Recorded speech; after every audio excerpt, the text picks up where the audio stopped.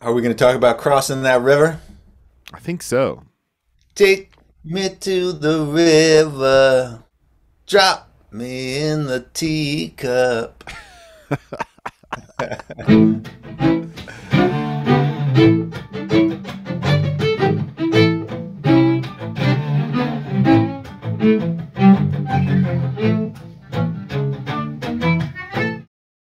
River of Suck podcast, episode 25.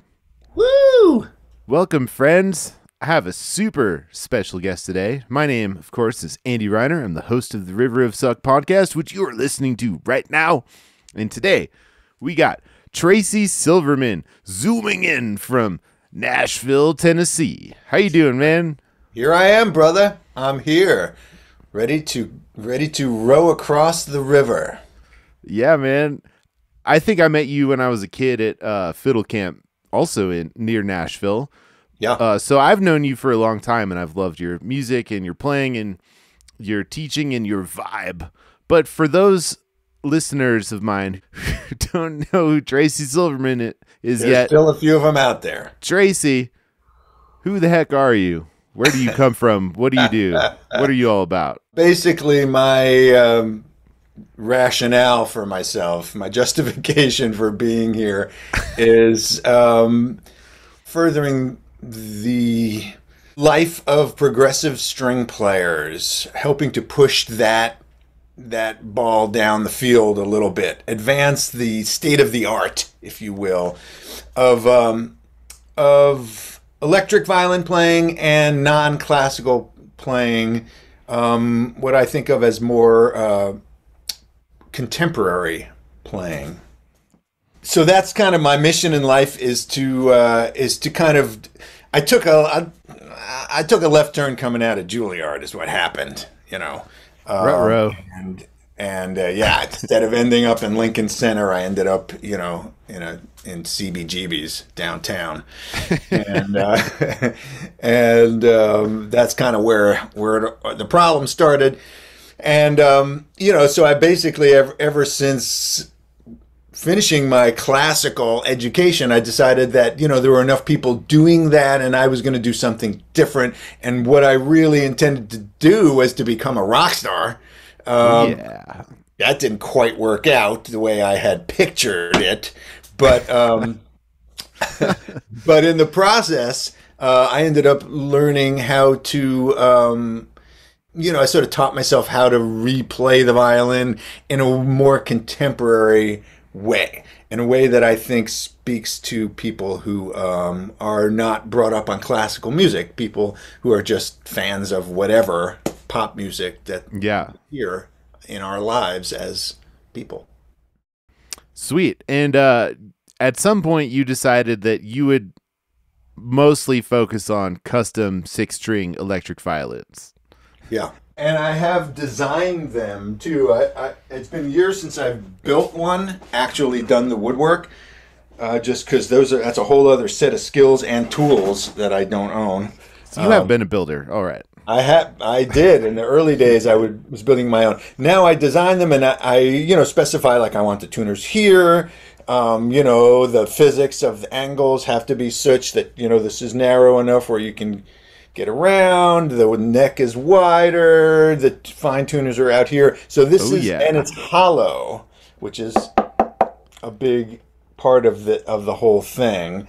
And I've got this neck strap chest support system that I've designed out of a coon shoulder rest and a couple of trips to Home Depot. It's basically just a coon, but I have a similar thing that I've come up with for classical acoustic instruments that will allow you to have a neck strap and a chest brace, shoulder rest. Well, so that's one. This was built by Joe Glazer here in Nashville to my specifications. Oh, there's another one that looks almost the same. Identical. It was made as an identical spare to that one. So I have both of them in my case. The leader of the jam band I play with says, you either have two of it or you have none. You know, there you have it. Don't put that spare tire in the trunk. You know you're going to need it. That's right. If it's there, you won't need it. I think they sound better amplified. Better amplified.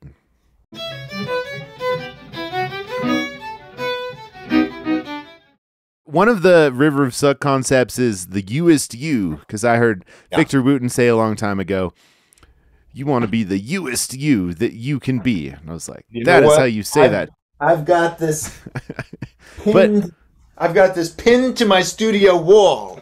Yeah? My friend, somebody, I don't know where, somebody sent this to me. It's handwritten from like a notebook.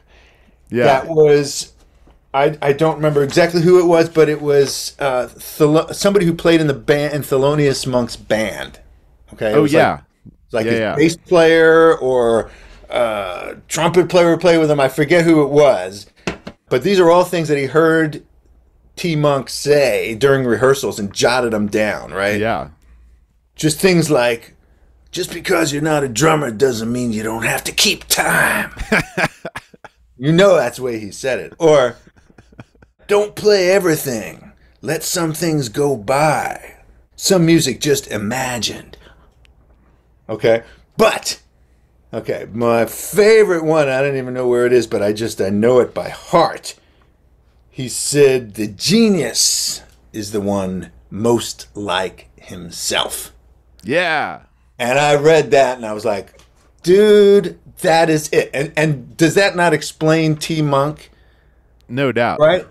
You know, like somebody who just decided, you know, he's playing an instrument hundreds of other people have played. Right? Nobody ever sounded like that before. He totally decided what was him and did that. And he was a genius at being the most T-Monkey person anybody could possibly be. Yeah. And that's where it's in here somewhere, but that's what he said. Yeah, here it is. A genius is the one most like himself, underlined. That's right. So I just thought straight out of T. Monk's mouth. And it's something, you know, that has resonated with me because I left school for that very reason. I didn't want to be, I didn't want to be like the 100th recording of the Tchaikovsky violin concerto. It's like, who needs that? Really? There's like every great violinist in, you know, who's ever lived has recorded it. Does really anybody need to hear me do what might be a great version?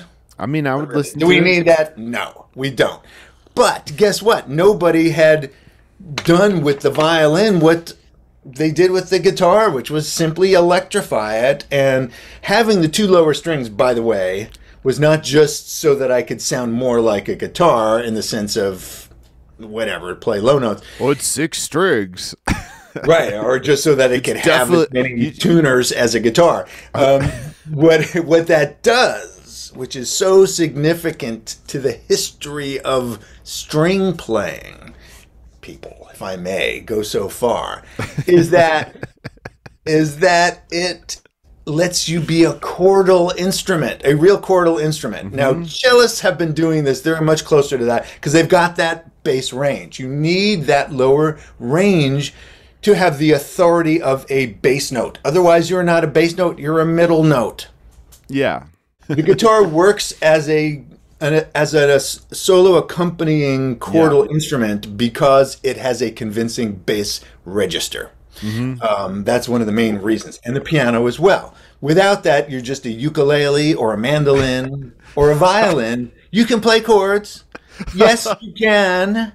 And you can be a very good accompanist, but you're never quite going to sound like a guitar. You're never going to quite have that extra octave of range. So that's why 6 strings. That's why as soon as I got out of Juilliard, I was like, I want to be able to do everything a guitar player does. And it was my goal one day to accompany myself as a singer-songwriter, because at that point I wasn't a singer or a songwriter, really. I was like fresh out of conservatory.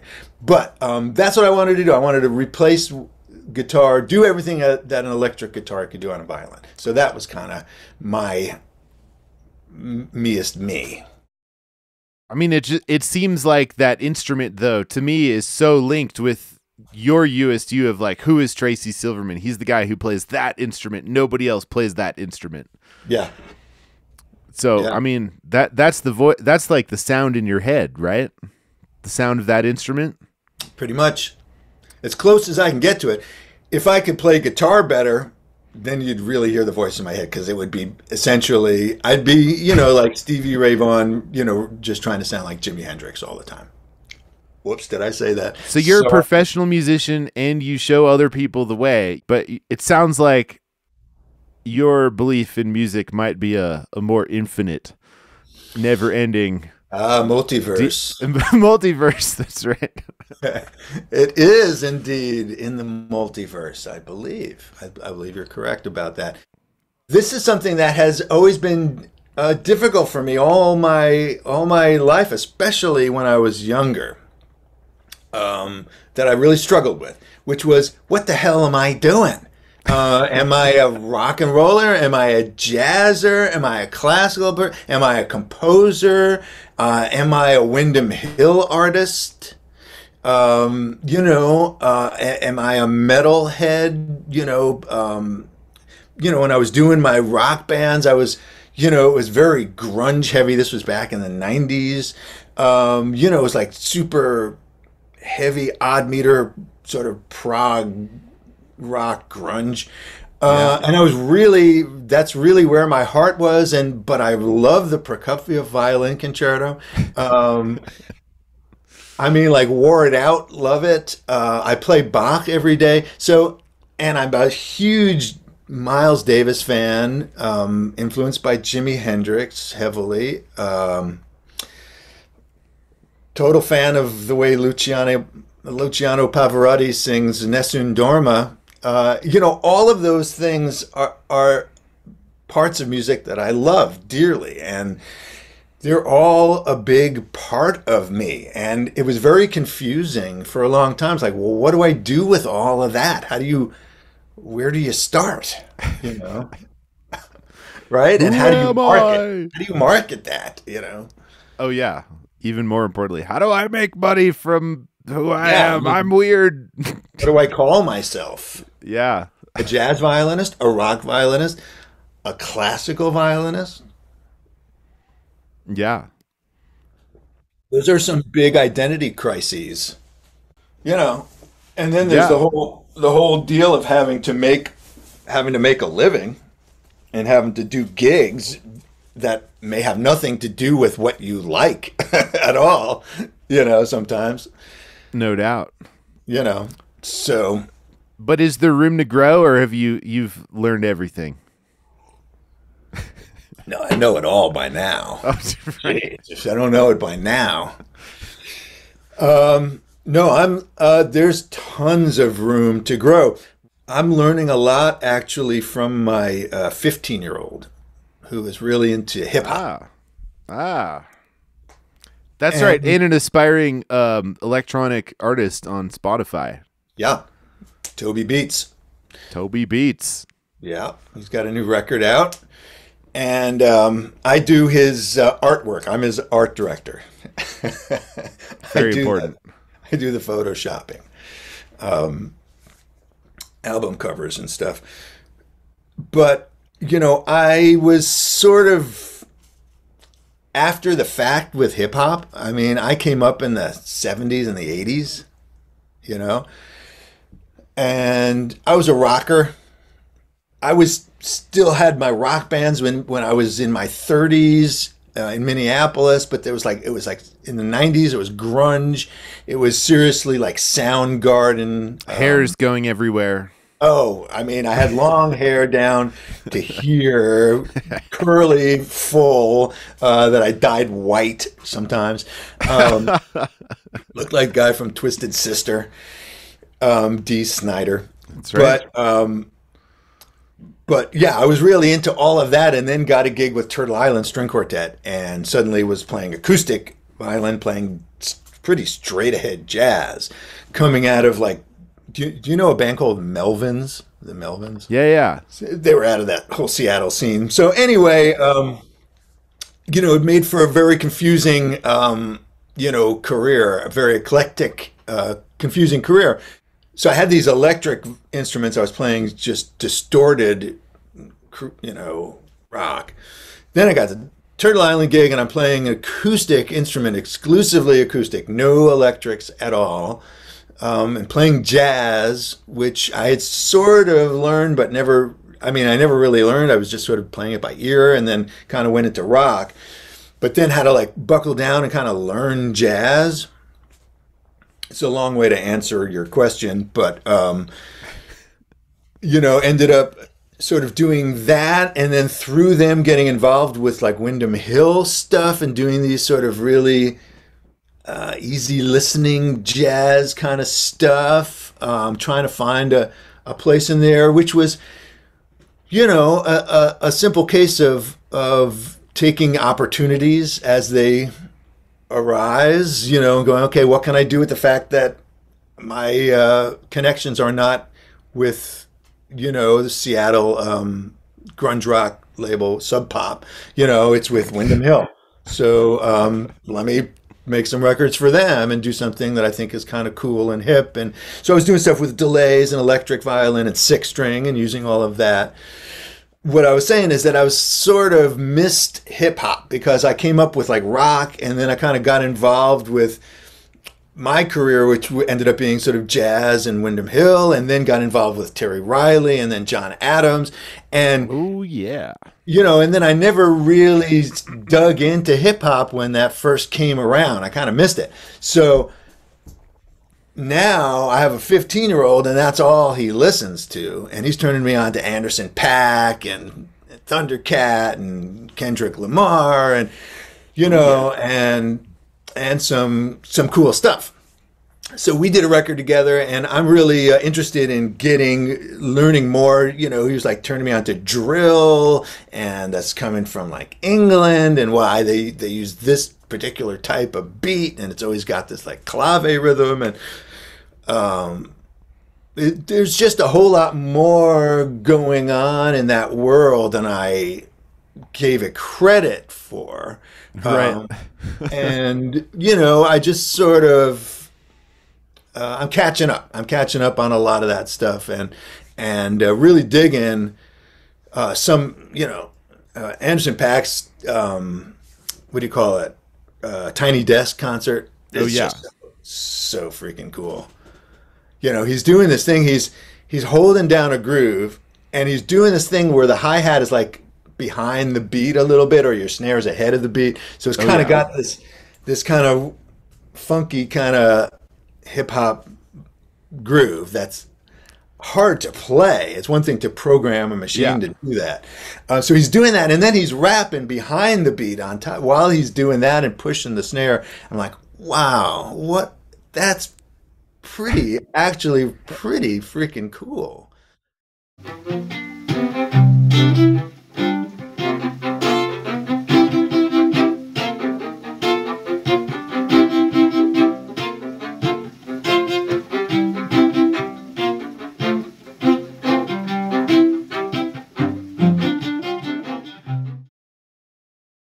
We always have to redefine the River of Suck every time. So yes, do it. Let's go for a swim.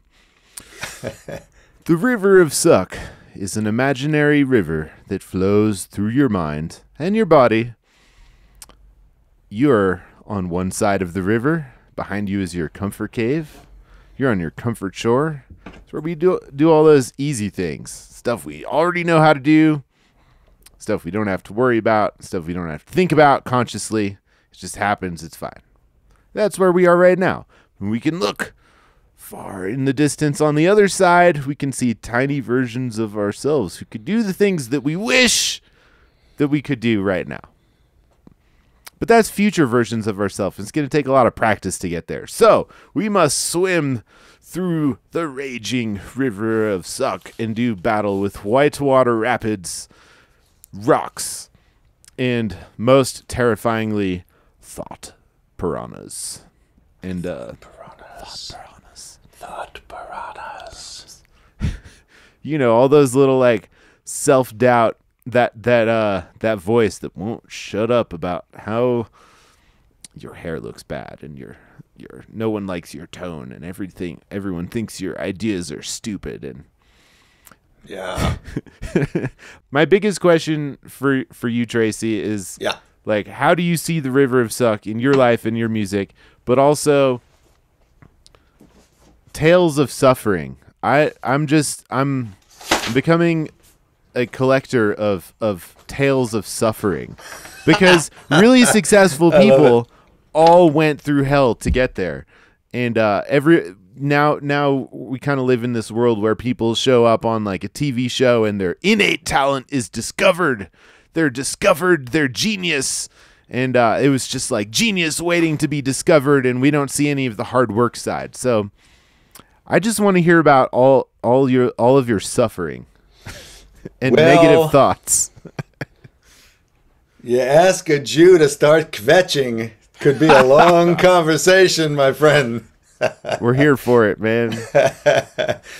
Well, I guess, one of the first kvetches that I had was that I wanted to do this in the first place, and I didn't have a lot of support in terms of like trying to create this this career, this niche of electric violin. I mean, at first I was just trying to, get my band signed and to kind of get discovered as an electric violin player, right? Sure. But there was, there weren't electric violins to play. I had to make them.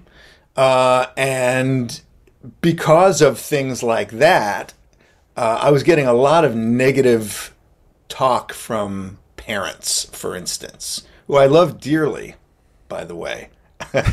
Who are both still alive, and I speak with all the time. But can I just say that at this moment, when I graduated Juilliard, I heard a lot of, why are you wasting your talent? Was a common refrain. Every time I would come home after, another year of trying to get my rock band a gig earlier than 2 a.m. at CBGB's. And, my parents actually said, what makes you think you can do this? Oh, no one's ever done it. Maybe there's a reason. Oh, There's no such thing as an electric violin. Maybe it's because it doesn't work. So why are you wasting all your time and money trying to do something that can't be done? So there was a lot of that, okay? And in the face of the fact that it hadn't been done, had to be done from scratch in terms of building an instrument that sounded halfway decent, which they didn't at first. Finding gear that worked with it, which was not so easy to do back in the day when options were not that unlimited as they are now. It seems like, oh my God, just use a different pedal. There were only a couple of pedals and a few amps back then that people used, and getting an electric, solid body electric violin to sound good coming out of a Fender amplifier without anything other than maybe a big muff and a Boss delay wasn't always easy. So yeah. Point being that my parents were kind of right. It doesn't work. It sounded like crap for a long time. And to make matters worse, I didn't know how to play it for a long time. I'm playing I'm Mr. Juilliard. I know how to play Bach. I know how to play Mozart, Paganini. Suddenly I'm like holding my voice. So what I did, I had the good sense. I give myself credit for this. I had the good sense to know that if I kept my violin up here and kept trying to play an acoustic violin, I was never going to be able to get away from the years of training that I had been since I was 5 years old. Now I'm, let's say, 20. And for most of my life, I've been taught how to play this thing, and the muscle memory is deep. So I said, okay, first thing I got to do, get a completely different instrument with 6 strings on it, put a guitar strap around it, play it down here or down by my navel, all the way down on my belly, right? Not even on my chest. all the way down here like a guitar, exactly where you would hold an acoustic guitar or an electric guitar, all the way down there. I'm using like the first 3 inches of my bow because that's all that's useful down there. It's the only thing that I can reach, right? So I use like a quarter size bow. And I started playing down there and with a strap, and the thing moves around. You have nothing to shift against. So you can't really get out of first position. It's kind of like a first position violin with a quarter size bow. But guess what? It's got 6 strings. So yeah. I can play a lot of rhythm stuff while I'm singing and jumping around and trying to be a rock star.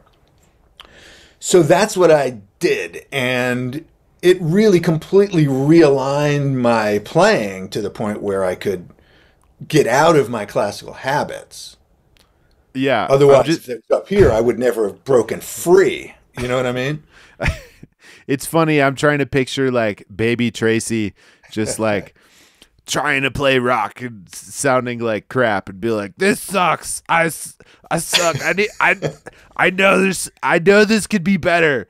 But like in that moment, like, how did you not quit? How did you go forward? I mean, yes, you got this brilliant new instrument that you imagined, but like what's the moment what happens in your head to go from like, I suck, this isn't working, and I'm trying really hard to like, I don't care what anybody says, I'm going to do this. Like, where does that leap come from? That is a great question, Andy. That's a great question. And where did that come from? It came somehow. It just seemed logical to me that this was possible. Okay? I just kind of knew. It's just sort of like you look at the fact that it hadn't been done yet, and like, somebody needs to do this. And there's got to be a way to play this better than what I'm doing. And, you know, if I keep working on it, I'll get better at it. And there was not like a moment of epiphany where it all came together for me. That's the TV show version. Right? Yeah. That's not real life. No, the real life is that it's like a 20, 30-year work in progress that is still changing. That's the suffering I'm talking about. Yeah, exactly. But what's kind of interesting is that while and this is something I tell my students, because this is a big deal, like especially when you're coming out of college and you're like starting your real life. I was so confused. Like I said, like I love rock, I love classical, I love there's so many different conflicting musical strains that were alive in me, jazz, that I didn't recognize myself in any of it, right? And I was like, what's the real me? I can play this and I sound rocky. I can play this and I sound jazzy. I can play this and I sound classical. And I don't hear where's me, right? And now, years later, I can look back at that stuff that I recorded very early on in my career and go, oh my God, that sounds exactly like me. Whether I'm playing rock, whether I'm playing jazz, whatever it is, I hear my voice in it. But at the time, had no clue what that voice was. I was just simply following some weird instinct, confused instinct of what I felt like I should say in rock, or I felt like I should say in jazz. And I didn't know what that was, but it was very influenced by the people who I loved, like Jimi Hendrix, Miles Davis, John Coltrane, Prokofiev, Serge Prokofiev, Bach, Mozart. All of those guys were Stan Getz, jazz guys, whatever. They were all in my head and all coming out in different ways in different times. And that's kind of my voice, turns out, is just a combination of all of these other voices that I've heard. Right. And maybe it's just believing in yourself rather than listening to we talk about thought piranhas, but when it's literally other people saying you can't do this, that's not in your head, that's real. That's for reals, yeah. But you made a conscious choice, I would say, to kind of tune out the noise of other people's negativity. Yeah. And just believe in yourself. I think that's super admirable. and kind of thank you, and not all that smart. To get right down to it. Well, in what way? Financially, artistically, financially, no backup plan really going. Just kind of like, jump and hope the net will be there. Sure. And the net wasn't there for a long time. I kept jumping and jumping and jumping, and no net catching me. So you have failed along the way? I failed a lot. Let's hear some failures. Tell me about the failures. Well, here's the deal. I've basically tried to get into rock, to get my band signed for about 10 or 12 years. I tried in New York for many years, and then I went to Minneapolis, and I tried in Minneapolis with my band Gut Bucket, and I couldn't get arrested. I could,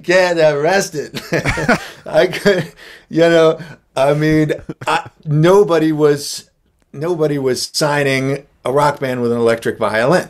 It just wasn't going to happen. I don't know whether it was me, whether it was the tunes, but it was a failure.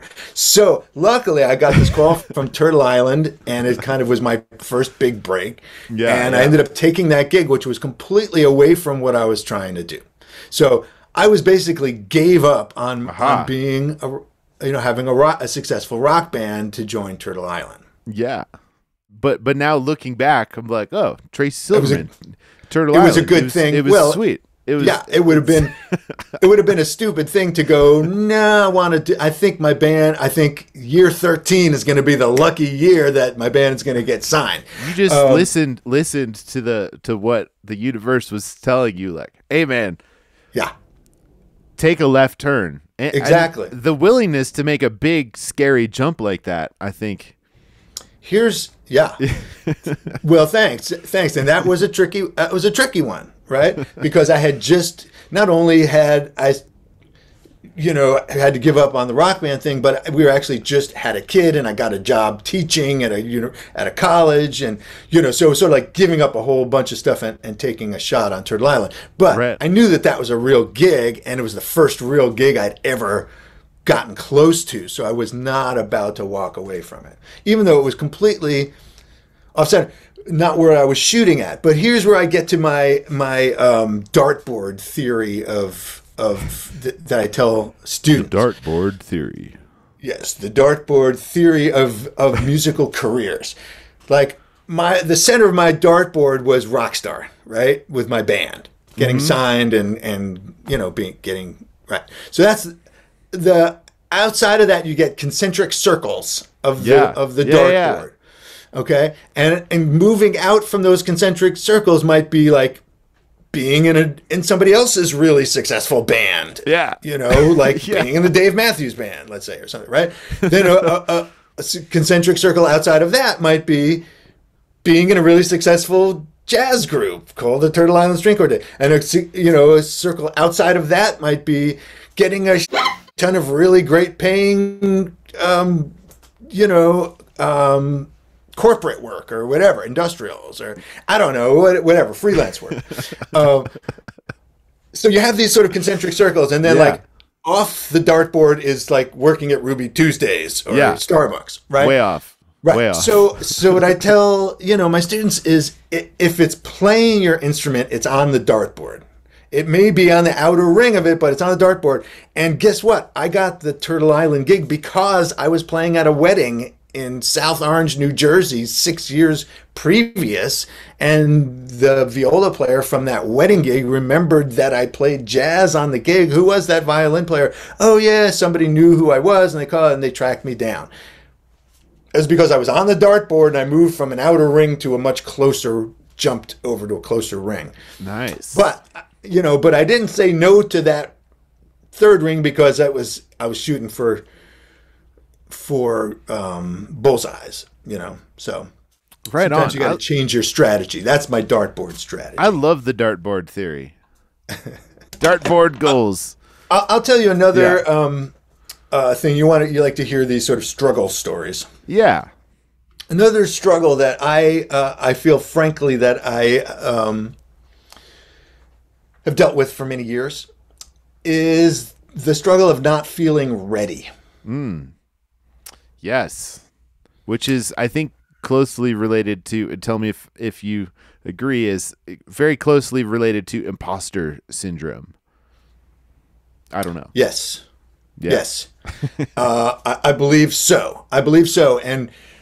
But for me, what it does is it kept me, I think, for many years, maybe from taking as much action as I might have.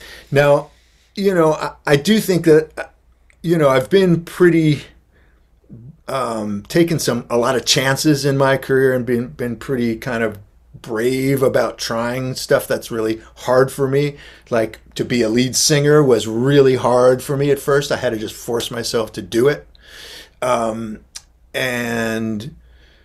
so, I think I've done pretty well with that, but I do think that there was always a part of me that was like, okay, you got to force yourself to do this to learn how to do it. So you're going to force yourself, you're going to play some gigs, you're going to write some tunes, you're going to record some stuff, you're going to play.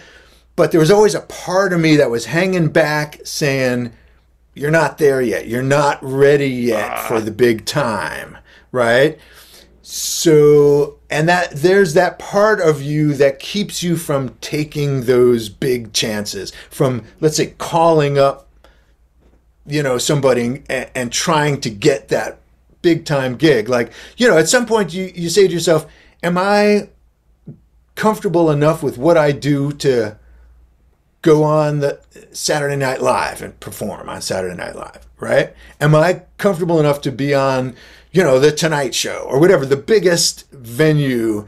You know what I mean? And when you ask yourself that question, you'll go like, oh, no, I got to practice, or, I'm not ready. Or you'll go, yeah, I'm good to go. Right? Everybody look at me. And so I feel like my answer to that for a long time would have been not yet. Not ready yet. And that makes you drag your feet and miss opportunities. Maybe it comes from the fact that I'm a classical violin player. I'm used to a certain sort of perfectionism. You will practice until it's perfect, and then you will go out. Exactly. And even though I've tried to be a part of the jazz world and a part of the rock world, it's hard for me to let go of that thing where I'm not going to be out there till I feel like I'm bulletproof, or like it's really just the best. So that can be a drag, Well, you have to suck at something before you can be good at it. So what I'm trying to say, in the course of however many episodes on this podcast and into the future, is like that process of it not being comfortable, of it not being good, of you not being where you want to be, is an inevitable part of your path to somewhere great. Yep. Those would be those gigs. Those would be a lot of those rock gigs where I was playing these songs that I thought were pretty cool, but were actually pretty lame. Oh no. And when I look back, like my dad is like the voice going like, what makes you think you can do this? You know about classical music. What makes you think you can write a pop song? That's not so easy to do, right? And he was right. It isn't. And the truth is that even though I was raised with a lot of pop music, I wrote a lot of really crappy songs at first till, I came up with anything that I thought was any good. And I was spent, the first 10 or 15 years of doing this was working the bugs out of a lot of crappy material that I didn't really know how to put over the way I wanted it to, and learning how to do that. And it took me years, so by the end of that time, I kind of had my act together, but it did take me, let's say, 10 years to get my rock gig together so that I, felt like I could front a rock band and knew what I was doing. And all during that time, there was a lot of embarrassing gigs, and I've got a lot of them on videotape. So no one's ever going to see them. By embarrassing gigs, like, what do you mean? Like falling on your face musically, or nobody there? Oh, just like the drummer's drunk. Nobody there, just doing stuff that, seemed like I'm imitating Prince or whatever, sort of embarrassing kind of, stuff you try out, I mean, I would try a lot of things. I used to perform in white face paint, like white face, I have not seen a picture of this. Like a mime, I mean, Whoa. I tried a lot of theatrical kind of stuff. So there was but a lot of that, but that's what you do, like if you're a creative artist, that's kind of your job, is to suck at stuff and to try a lot of stuff that you're never going to show anybody ultimately. But you're richer for having had those experiences, to figure out what looks good on you, what works for you, especially when you have a fairly eclectic taste, and, you like theatrics, but you like hardcore rock, and whatever, you kind of have these conflicting things, and you want to do something, that's got the seriousness of Porgy and Bess, using rock elements instead of jazz. You have all of these like big concepts from classical music, and trying to execute some of them and get noticed, and nobody's paying any attention. So I'm trying to picture this, like you dressed as a mime playing like rock, and some guy at the bar drinking a beer, like slow clapping at the end. Am I like, exactly. Is that somewhat accurate? Dude, we had to follow one time an act that demolished a pig head on stage. So they had this table, and part of their act, at the end of their act, they had these like sledgehammers, and were hammering this pig head with the brains and the grease covering the stage. And then they like move this off the stage, and they're like, okay guys, go. And we're like, what? And I gotta like put a pedal board down on this greasy, it was like bacon smeared, like the kind of thing that would be behind the counter at a greasy spoon, like on the floor. It was like nasty. Sorry, did that answer your question? Someday, if this ever gets easy, I'm going to be able to say I paid my dues. Oh, dude. And this is where I would hear my dad's voice going, why are you wasting your time with this? Look at you. Just look at yourself. Look around you. Why are you wasting your talent? You could be a concertmaster in an orchestra. Yeah. It did make me wonder. It did definitely make me wonder.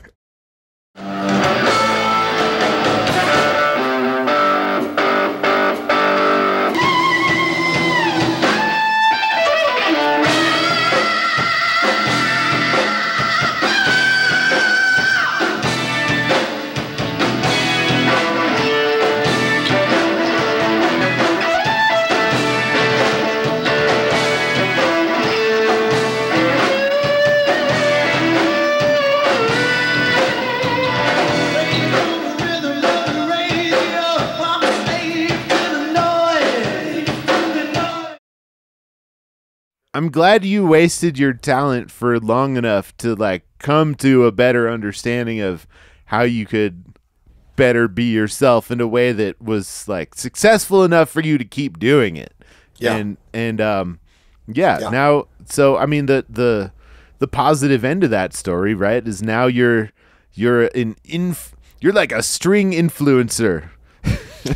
Well, I appreciate that, man. What's interesting, and the irony is not lost on me, is that having gone through this, walk through the desert of trying to get my rock act together, then getting Turtle Island, and then going Terry Riley, and going through India and Indian music, and then trips to Brazil and doing like Brazilian stuff, and the jazz with Turtle Island, and the rock and the classical. And then I happened to be playing a gig where John Adams is sitting there, and he goes, that's what I was looking for, something that sounds kind of rocky but kind of jazzy but kind of classical. Hey. And he was like, I just need somebody who's spent like, equal time in all of those musical worlds, which who does that? Nobody, except it was my crazy circuitous path that happened to, ironically, and much to my parents' approval, finally got me back to the classical world. Oh, cool. Okay. So they approve now. Now it's all now good. they approve. But the good. fact is that had I kept playing my Galamian etudes and Kreutzer and taken that route, I'm not sure that my playing is anything that John Adams would have wanted to hear. Or that he would have found you. Yeah. Right. So the fact that I had this other weird dual citizenship in rock and classical and jazz, triple, kind of gave me a sound that was unique, that ended up sounding more me than any other me. That's awesome. You said a moment ago about like wandering in the desert, kind of relating to your career. I think of that when I'm taking a solo and I'm lost, or I don't feel like I'm saying anything. Yeah. I don't know where I'm going, or I don't know where I'm at. I call that wandering in the desert, and it's like you're looking for the oasis. Yes, I use there is none. I use the same phrase with my students for wandering through a solo like that. Yeah, yeah.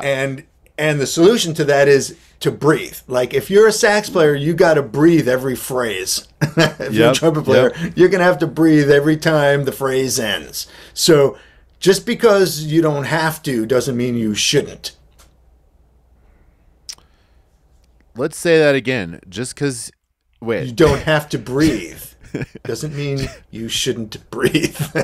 You shouldn't take just because breaths. You don't have to doesn't mean that you shouldn't, which means do it. Which means you do have to. It means breathe. Because deep breath. Play a rest. Rests don't play themselves. You have to play them. I love that. These rests ain't gonna play themselves, That's what I can't stop telling people. I need a T-shirt that says that. Maybe really. That's my next T-shirt. Plays as a violin player, he plays a great rest. Yeah, man. Well, how do you think you've got this online empire, right? With strum bowing, you've got the strum bowing method. You're basically saying, let's go up and down like a guitar strum, except with our bows, and that's always going to result in the best groove. And you believe in it so much that you've written probably like 10 books, maybe a dozen books about it right now. You've got online courses. You're going everywhere preaching strum bowing. So yes, how can practice take us from wandering in the desert to where we want to be? A very good question. Well, the simple fact is that we have these little pathways in our brains, right?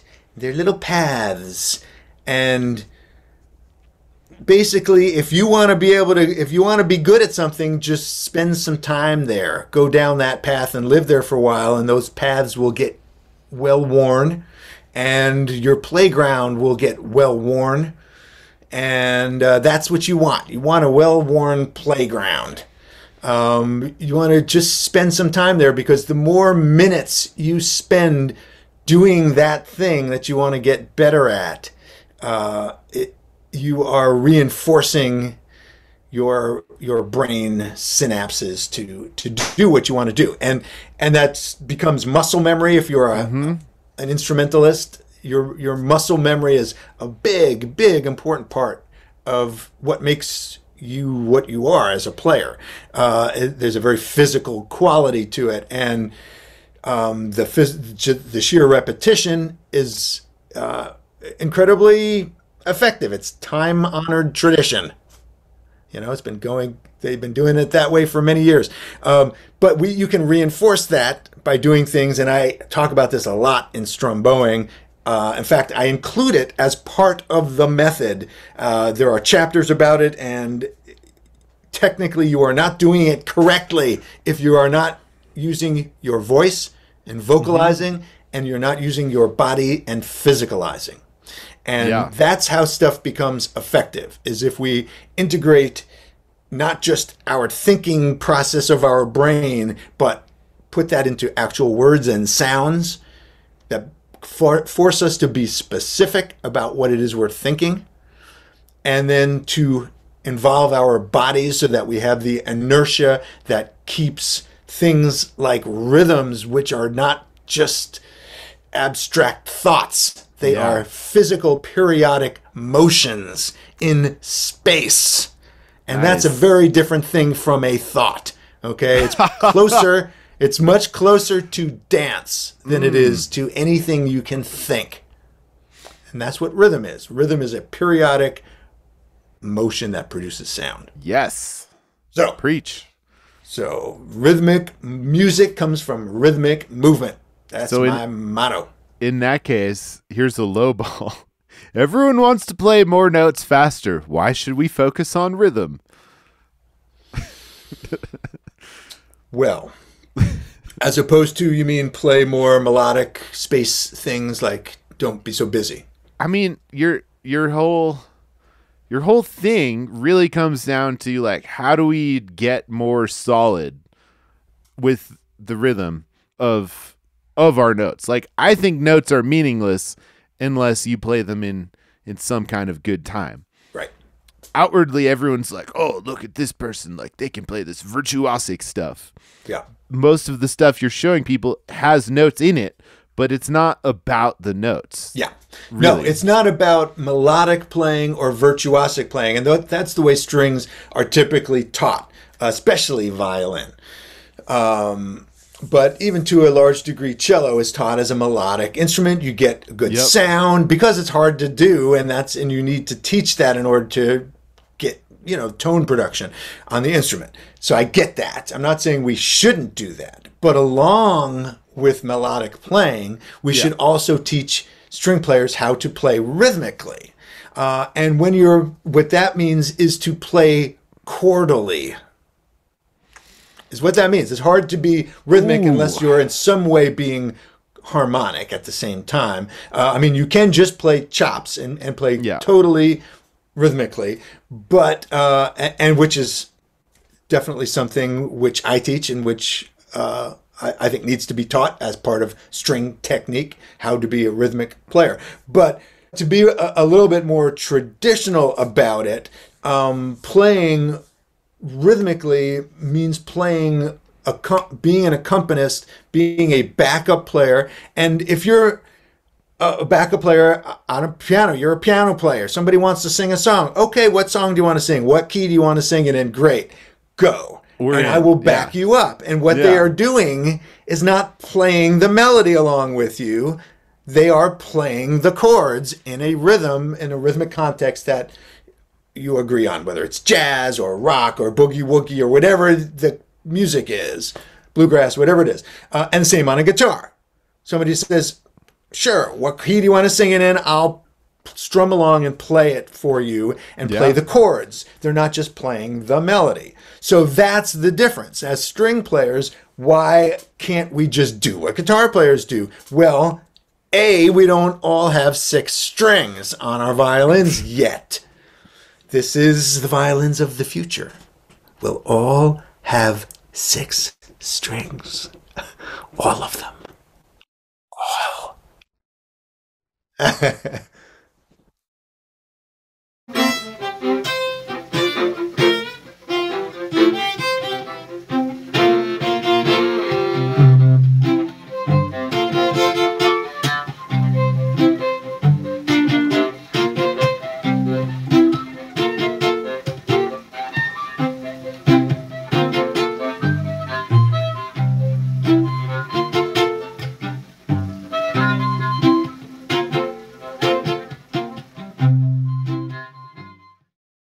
As string players, we can do that. Our bows are very well equipped to do all kinds of rhythmic stuff. On the string, off the string, at the frog, chopped, in the middle, shuffled, ghosted, all kind of stuff. In fact, a bow is way more useful and subtle and has way more variety than a pick does. A pick can really only do 1 or 2 things. It can sort of do harmonic picking and it can do flat picking. Yeah.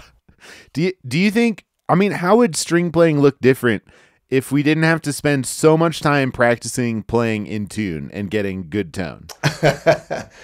Yeah. Well, that's one good argument for frets right there. Yeah. Just give violin players frets. What's the big deal? Guitar players have had them. They're not like ashamed of their frets. No. There's no shame here, right? When was the last time you saw a guitar player play without frets? They've been doing it for centuries, right? Violins could certainly have frets, and I think that would open it up to a lot of players, and then you just don't have to worry so much about intonation. Okay, so that makes it maybe an easier instrument to play. The frets aren't quite as effective on violins. You still kind of have to play in tune. Whatevs. Anyway, but playing just chopping, where you don't have to think about notes, where you're just muting the strings completely, Sure. A wonderful revelatory experience for most violin players. To have this experience of not having to worry about anything but the rhythm. A wonderfully mind-opening experience for most string players. I think that's why people love the chops so much. It's not just because it's like a cool sound. It's that it's so liberating to have no notes to worry about. Yeah. It's just a drum. I just get to bang on the drum. Yeah. Woo-hoo!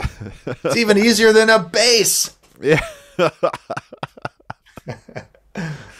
Yeah, man.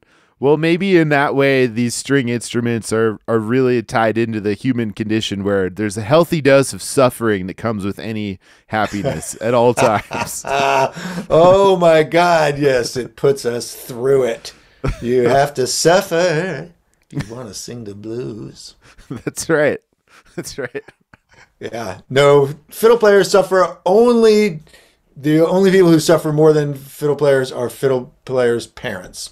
And violists. And roommates. And cellists. That's right. Roommates, neighbors, if you live in a city. Those are the only people who suffer more than string players themselves. Oh, man.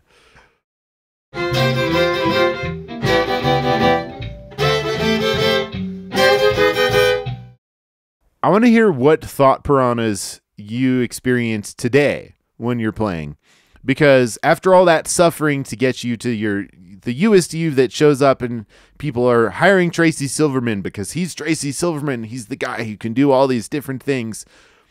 After all that, do you still have thought piranhas, and if so, what are they saying? Yes, good question, Andy. Yes, I do. And they are mostly performance anxiety related. Just kind of stage frightish kind of stuff. And I don't like to use the word stage fright, because it's not like a horror movie. It's not like fright, creature. It's not. Despite the fact that you're wearing a skeleton costume and trying to scare me, it's not fright. It's more like tightness, and it's sort of like what I realized what it really is a sense of I'm not good enough for this. Am I ready? Going back to that ready thing. So I fight it by being as prepared as I possibly can be, by practicing a bunch. But just because it helps me to feel like I'm as ready as I could be. Because when you're a soloist with an orchestra, there's a lot of pressure. And it's easy for stuff to go wrong, frankly. You're always kind of walking a tight wire to a certain degree, especially with this particular John Adams piece. But anytime, I guess the long and the short of it is that I get, kind of just nervous, typical kind of nervous beforehand. And I often fighting with being physically a little tighter than I'd like to be on stage, where I'm not just loose and goose as I might be in my studio, but I feel more like everybody's watching me and everything has to be perfect, that kind of tension, because they are, and it does. And so how do you deal with that when the facts are staring you in the face, like, okay, this is not, like I heard somebody say, fear is false evidence assumed real. Okay, great. I'm not really in mortal danger. It's just my fight or flight panic reflex is kicking in. My life isn't really in danger. So when you're on stage like that, no, my life isn't actually in danger, but my career is kind of in danger, and you feel that way. Like if you screw up, Right. like it's the end of the world. And I had to really go through and visualize in my little brain the idea that the gig is not bigger than me. I am not smaller than this amazing work of art that I have to recreate. And that's true whether you're recreating Bach or John Adams. You put it on a pedestal and it's this wonderful thing that people have paid money and they want to hear this amazing rendition of this music. And that performance becomes huge.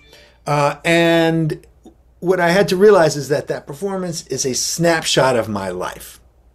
Yep. I can play that thing really well in my studio. I can play it pretty well on stage. And whatever it is, I'm going to play it better on stage if I'm more relaxed than if I'm tight. That I know for a fact. Whether I can get there or not, unsure.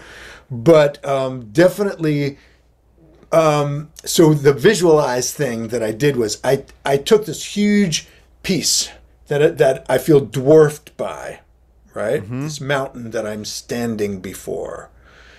And I reduced it in size and I reduced it in size. And I took it and I said, here's the Dharmat Big Sur, this concerto by John Adams. It's like the snitch in Harry Potter. It's this very, very powerful thing, but it's very small. It's like a black hole that could compress to this little gyroscope that has its own life, and it's moving me, but it's smaller than me, and I'm embracing it, and I'm holding it in my arms because I am the safe keeper of this great work of art. I am the one who's going to show it to the audience. Look at this. Look at how lucky you are. Stop looking. Show Look. Stop looking. Okay, so stop looking. So I have the power to reveal this wonder of Bach to you. Yeah. But in visualizing it as something that I'm embracing with my arms close to my heart, it helped me to feel like it doesn't have power over me. I have power over it. I can play this piece however I want to play it. Mm-hmm. Gosh darn it. Yeah. And I can get up on stage and do the best gosh darn version of that piece that I can do. Yeah. And if it's not 100% of what I can do in my studio, guess what? It's still going to be pretty darn good. And it's going to be something that I can control. And I feel like I am the pilot of this airplane rather than hanging on to the wing. Who's driving this crazy thing? You know what I mean? Yeah. Rather than hanging on to the event as it's unfolding and being like, oh my God, I'm playing this piece. I hope I remember how it goes. Right? Because you can kind of get, like in the draft of it, you get behind this big vehicle. And instead, you have to be driving it. In the front of it going, I can control this huge airplane behind me just by what I'm doing in my hands. Yeah. By what I'm doing with my hands and my thought process. I'm controlling this event. And that helps me to feel less, it helps me to feel in control, frankly. And that's a good feeling when you're on stage. Yeah. Well, I have to speak out on the false evidence appearing real. Fear, what do you call it? Acronym. The fear acronym. I must speak out because... Yes. When you're on stage and you're feeling those things, yes, you're not going to die, but it's almost like using that acronym is like gaslighting the fact that you really do feel fear right now. And it is real. And in this moment, it is happening. So I love your visualization of the mountain becoming smaller, being in the pilot seat. I mean, it sounds terrifying hanging onto a plane from the outside. I much prefer the inside of a plane or a moving vehicle. But what you're talking about, taking control of it, is really just addressing it. Like, you can't ignore that fear. It won't go away. You have to acknowledge it. And the moment you do something with it, however you do something, like do anything, acknowledge it, and then it becomes a thing that is part of your experience, but not controlling your experience. Yes. So that's exactly right. Exactly right. That's the big difference.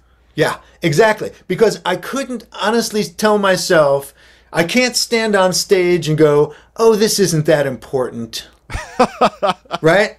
I mean, I can't. First of all, it's the opposite of what I believe a performer should do, which is to make it the most important thing that you've ever seen in your life, right? To make the art something that's going to change your life. So first of all, I can't just get into the idea that, oh, whatever, it's just a performance, it doesn't really matter. No. Okay, so first of all, I can't buy into that, honestly. Second of all, I can't buy into the idea that while I know damn well that the harder I try, the worse it's going to get, and the more I can relax and not try so hard, the better I'm going to play. Even though I know that intellectually to be a truth, I cannot intellectually say that I don't care about this performance, so I'm not going to try. Okay? So there's whatever you call it, where they don't match, right? Yeah. That dysfunction right there. So I do honestly really want to sound good on this performance. I want to try my best. I want it to be the best performance ever. Yeah. So I can't not try. I'm not going to not go for it. That's not an option. So what are my options then? My option then is to take that energy and pour it into things that I can control and will improve the performance, things like intonation and good rhythm and fundamentals that I can focus on. Listening to what I'm doing and actually being in the moment. Yeah. And listening and not getting caught up in all of the mental self-talk. Yeah, all of that talk all together and just function like Om, just function on something that's going to take you outside of your mental process. So that's A. And B is to remember that I'm bigger than this performance, that I'm in control of this gyroscope that I'm holding dearly and revealing to the audience, but that I'm the one who has the control of that. I can start it and stop it. It's so wild how much stuff is going on in a performer's brain when they're just trying to share something they love with an audience. And the audience wants to see them succeed, and they're cheering you on, and yet we're like we're on the edge of crumbling inside because our minds. it's such the reason is, and I wish I could change this, which is that the situation of a performance is inherently false. It's inherently inorganic and formal.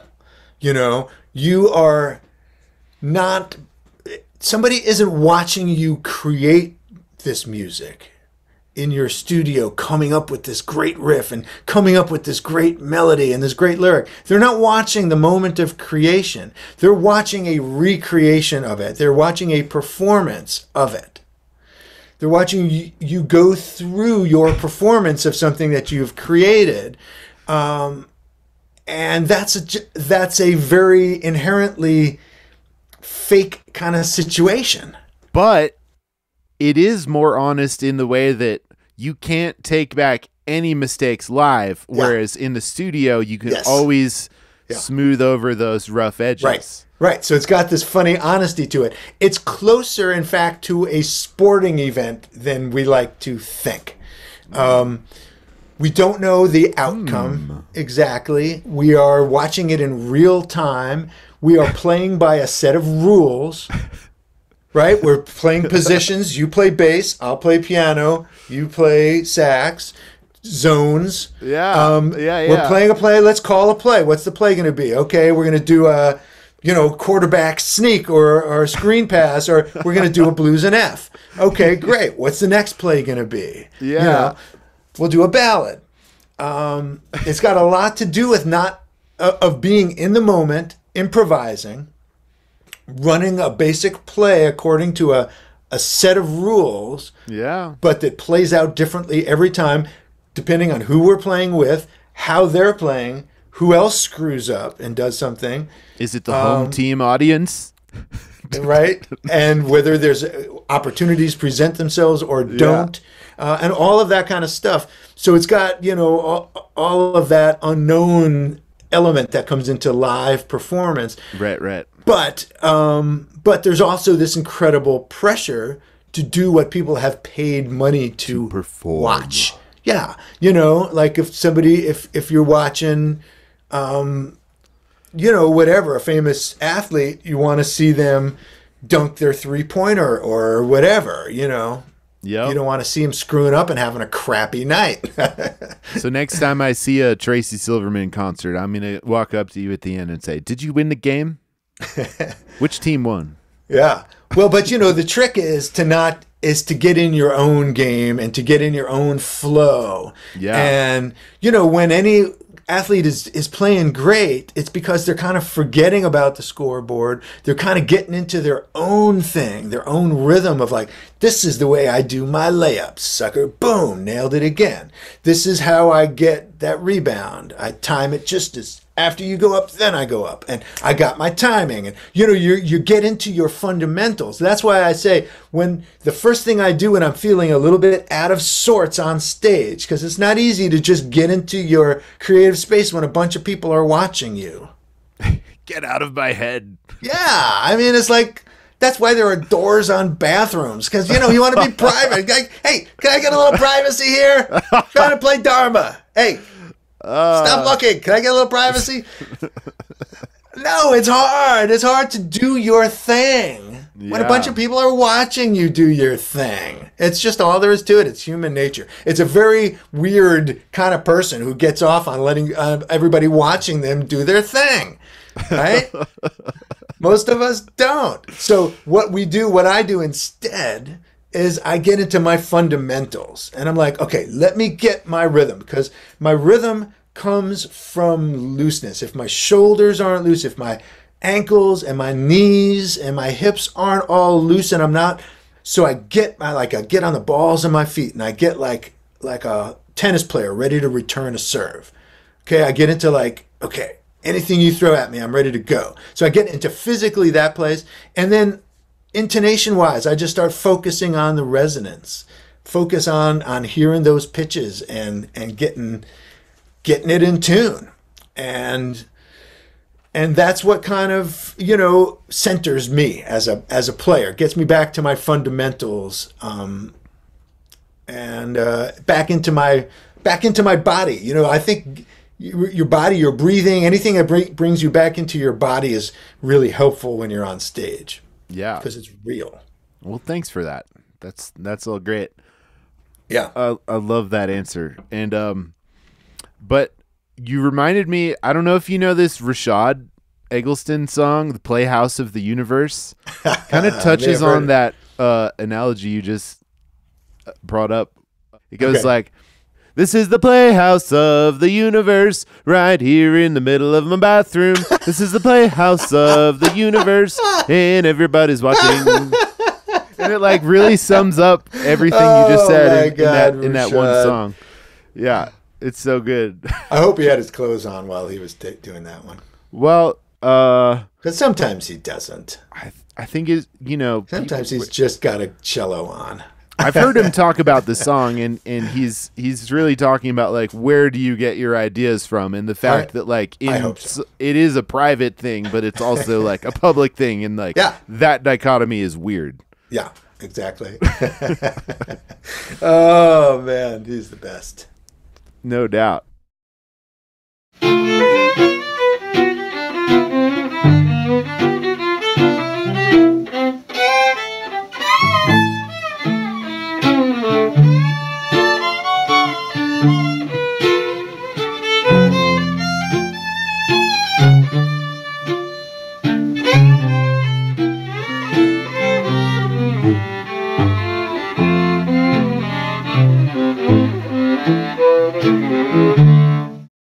Well, Tracy, that was an amazing conversation. I think we're ready to hear a song. Yeah, man. I hear you got something for us. What do you got? Let's blast something, brother. I got this record. I did a record last year with my son. And it's called Beats and Jams because he's a beat producer, you know. He's a well-known beat producer in this specific part of Nashville, in this house. He's very well known. And he's been cranking out these beats. And this was a couple of years ago. This was the very beginning of the pandemic. And he taught himself how to do beats and started cranking these things out. And I didn't know much at all about hip hop and producing and the difference between boom bap and trap and all this other stuff and lo-fi and all the various genres. And so I got a little bit of education from him. And then I got really into the fact that he was doing these beats that were not like super traditional. He was like screwing with them already, being like really experimental. And the kid was 12 years old when he was doing this. So I was like, yeah, I'm going to play on some of this stuff. This is some pretty cool, inspiring stuff. The grooves were really, really fun and inspired a lot of cool playing on my part. And here's what's really significant, though. Yeah, is that I think my whole vision of the future of strings that I keep talking about is this idea of string players playing our pop music, not like necessarily even jazz, but like hip hop, like stuff that's out right now. And I think that if string players start doing that, if we can figure out how to do that, and I was like, okay, well, maybe I should try to be a role model for that and give people an example of how to do that. So that's what I did on this record. And I used what I call my ugly style of violin playing. Sometimes I refer to it as my ugly style. Other times I just call it sick and twisted style. But it is sort of the opposite of all the beautiful playing that I learned at Juilliard. And this is like playing that is just intentionally gnarly and all the warts, all of the grunt, the gravel, everything you do, you don't think twice about out of a guitar, right? Guitars are percussive and grindy and noisy and all that stuff. We don't think, well, why doesn't it sound like Tchaikovsky? Because it's an electric guitar. It's not a violin. So I approach the violin, like I said in the liner notes to this record that nobody read. I said, I want people to start playing the violin who have never heard the Tchaikovsky violin concerto, never heard what classical violin playing is supposed to sound like. What would some kid who's really into Kanye and stumbles across this 4-string wooden thing go like, yeah, what can I do with this? So that was my approach, was try to approach it without any classical baggage. Just do what I would do if I was like a guitar player picking it up. So that was my approach. Straight from the heart. So what's it called? So it's called Crazy Times because it was during the pandemic. I was like, it was on everybody's, everybody was saying, these are crazy times, man. That was all we could say in the early days. And so that's what I call it. Crazy Times. And you're going to hear me doing some of this like real rhythmic, kind of like rhythm guitar stuff, like bluesy rhythm stuff, real percussive. And then you're going to also hear me do some like lead kind of more melodic, like vocal, basically taking the place of like a vocal in a hip hop tune. So sort of on different overdubbing, a couple different layers of violin on this thing. So awesome. Well, let's hear it. 3, 2, 1.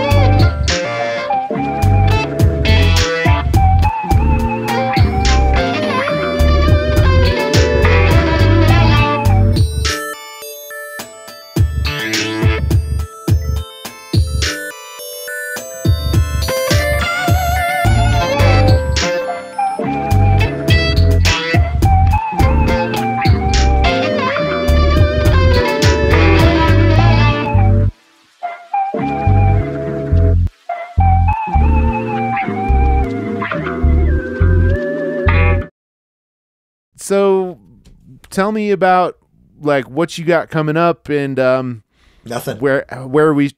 No way. Where like what are you doing now? Where do we follow you?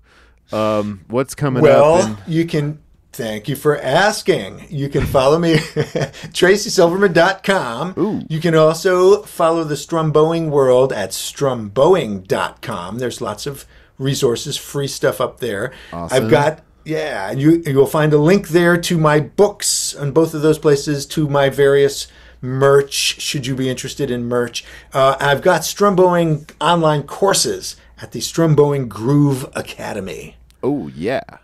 Which you will find on both my website and the strumbowing.com website. I'm on Instagram and the Facebook and the MySpace. And no, I'm not on MySpace. Maybe I am. Maybe I still have a valid MySpace. You never know.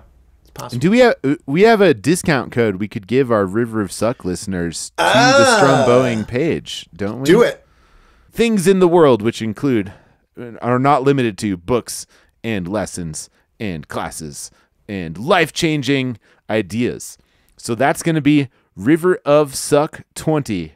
You input that as the coupon code, and it's going to give you 20% off. Woo! Yeah. That doesn't suck. That doesn't suck. And that does not suck. This conversation did not suck either, man. It's did so not fun suck. to talk to you. Yeah, man. Thanks for revealing the inner workings of your mind.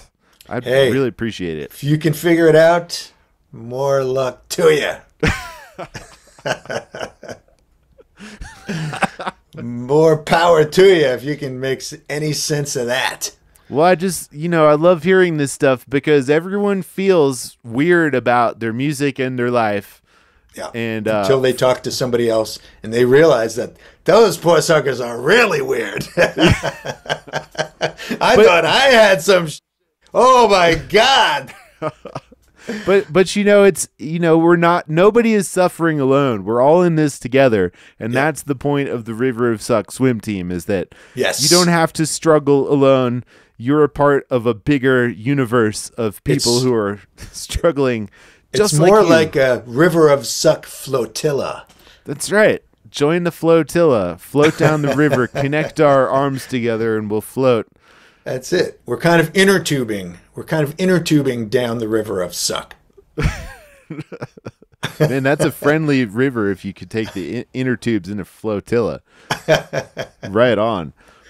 Well, nobody ever said crossing the River of Suck would be easy or that you had to do it alone. So I want to thank you for giving it a chance. You can join the River of Suck swim team for just $1 a month at riverofsuckswimteam.com. Thank you to our special guest, Tracy Silverman. Once again, visit him, tracysilverman.com, strumbowing.com. Use that River of Suck 20 coupon code over there. And once again, I'm your host, Andy Reiner. Till next time, keep swimming. Keep swimming! Woo!